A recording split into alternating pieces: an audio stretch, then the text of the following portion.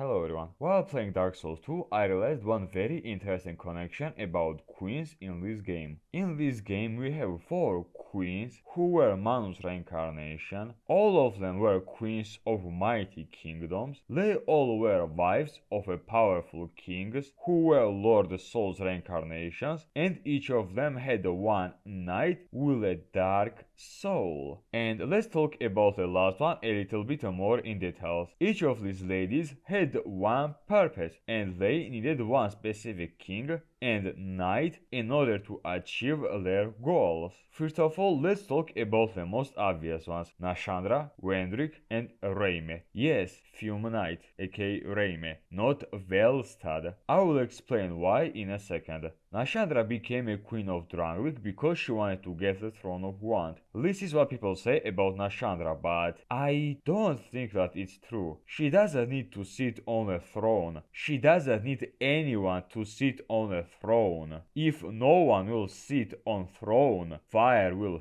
fade, and that was her plan, to not let anyone else close to throne of Wand. And because of that, she seduced Wendrick and she got the throne of Wand. But Reime, by accident or otherwise, realized that she's a queen of darkness and told that to Wendrick. But no one believed him, and Wendrick, because he was a huge King Richard fan, the Lord. Let this be decided by combat. Surely God will side with the one whose cause is righteous. decided to duel Reime and Velstadh, and because Reime lost, his life got fucked in the ass. So realistically, Nashandra is connected to Reime and not Nadalia. Now about Sunken King. Queen of Shulva is Elana. She seduced King of Shulva in order to get control on Sin. She waited a long time to strike her king for a while, and when Darkblood Knights with Sir Jorg invaded and beat Sunken King, she suddenly betrayed her king and mutated him into Rotten and threw him away in Gutter. And about the question who was her knight, well, the answer to that is way more obvious when you think about that. This guy. I already explained how he is connected to both Elana and Sunken King in this video. If you want, you can check it. But in 2 words, he was Shulva's king personal guard. And just like his king, he was betrayed by Elana. The only thing that saved him from being Elana's puppet is his hammer, which I remind you is a holy weapon. His hammer consumed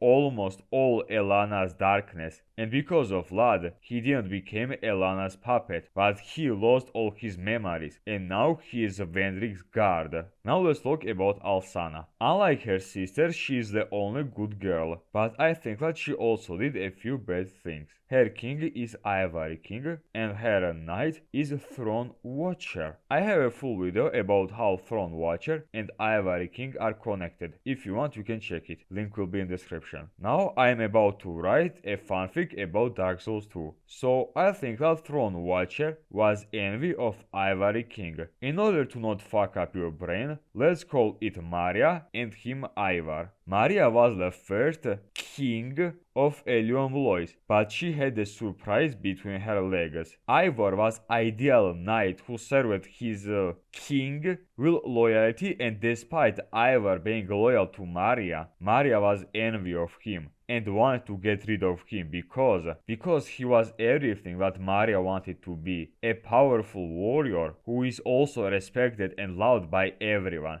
And during that time, Alsana was already in love with Ivar. And when she realized that Maria was about to kill Ivar, Alsana went full Yandere mode and without mercy killed Maria and got rid of her body. And only after that, Ivar became Ivory King who we know and who went inside the old chaos. Now about Nadalia. Well, her is a very funny and strange situation. Her king was Old Iron King, and that's a fact. But who the fuck even is Throne Defender? Unlike other knights, there is not even a single information about him. So just like Will Throne Watcher, I will write my fanfic. Okay, so we already know from previous queens that all knights had a big connection with them. So let's take a guess who this dude can be. There are 3 answers for that. First two is that this dude is either Iron King's father or Nadalia's father. Remember, their parents were kings of Alkin and Ven, and between their countries there was a war. And they, or one of them, didn't want to approve their kids' love, so Nadalia killed either his or Old Iron King's father. But there are literally zero proofs about that, so forget about them. Let's focus on the last and most interesting one. I think that this dude is,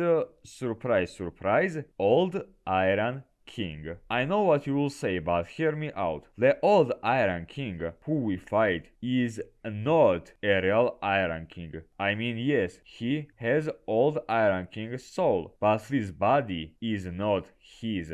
We fight him in fake body. Remember, his original body was killed by Smelter Demon. So I think that this hollow body is just a living corpse of Old Iron King's original body. And about the question, what are these two doing next to the Throne of Wand? Well, I have one very non-obvious answer. I think that both of their bodies were revived with Nashandra's dark magic, and right now as hollows with dark souls, they guard the Throne of Wand from us. You might say, well, it's not true because Nashandra can't open the entrance to the Throne of Wand without King's Ring, and nope, that's a huge lie. Not sure if you knew about that, but either after killing Wendrick or after getting all 4 crowns, I don't remember exactly how, but after either of these move, you can open the entrance to the gate without ring. So yeah, I am sure that Nashandra can open this gate without ring. So yeah, the purpose of 2 Manus reincarnations was to get more power, while other 2's motivation was to bang 4 Kings reincarnations. But again, all these are just my theories, and what do you think of it? With this I will say bye bye to you, and I will see you next time.